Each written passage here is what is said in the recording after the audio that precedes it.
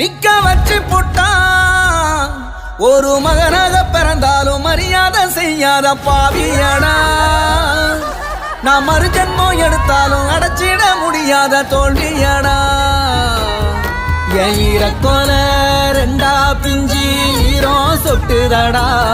பூமி என்ன விட்டு தூரம் நின்னு வேகம் சுத்துதடா யாரு கண்ணு பட்டோம் வீடு ரெண்டு பட்டு போச்சே ஒரு மரியாதை குறையாத மனுஷங்க இப்போது வீதியில ஒரு மரமாக வளர்ந்தாலும் கிளையாக பிரிஞ்சோமே பாதியில